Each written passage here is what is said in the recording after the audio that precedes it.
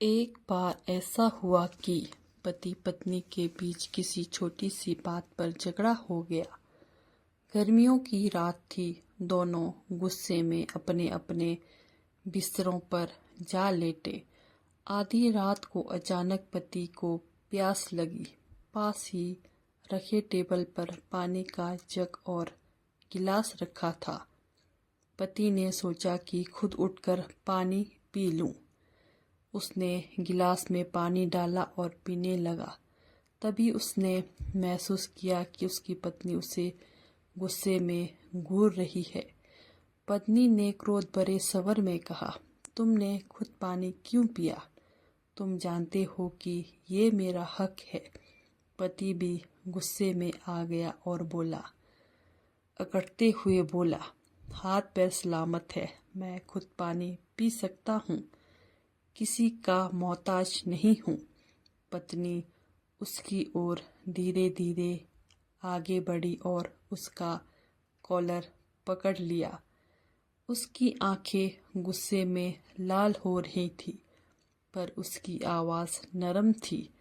उसने पति की आंखों में देखा और कहा, सुनो, लड़ाई अपनी जगह पर है, पर ये मेरी खुशी का हक मैं कभी खोने नहीं दूंगी।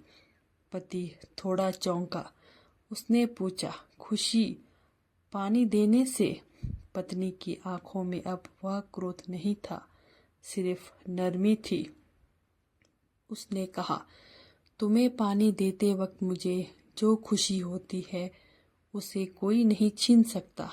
चाहे हम एक दूसरे से बात करें या ना करें, लेकिन ये हक मेरा है।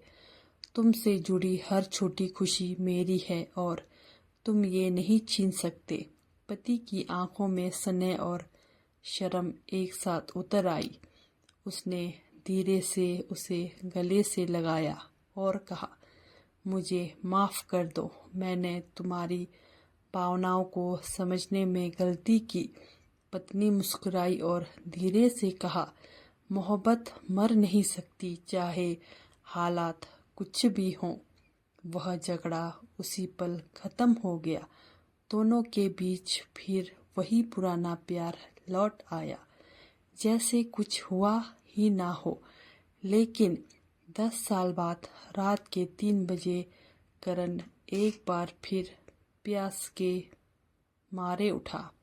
बिस्तर से धीरे से उठकर उसने पानी का गिलास भरा। जैसे ही वो पानी पीने लगा, उसकी नज़रें दीवार पर लगी, उस तस्वीर पर गई। उसकी पत्नी की तस्वीर। उसकी आंखों में आंसू भर आए। वो तस्वीर के पास जाकर धीरे से उसे छूने लगा। उसे अपनी पत्नी की कही हुई एक बात याद आ गई, मोहब्बत मर नहीं सकती। करण के दिल में भारीपन था, लेकिन उसकी आंखों में एक सुकून भी था। अब वह हर बार जब भी पानी पीता, उसकी प्यारी पत्नी की यादों में डूब जाता।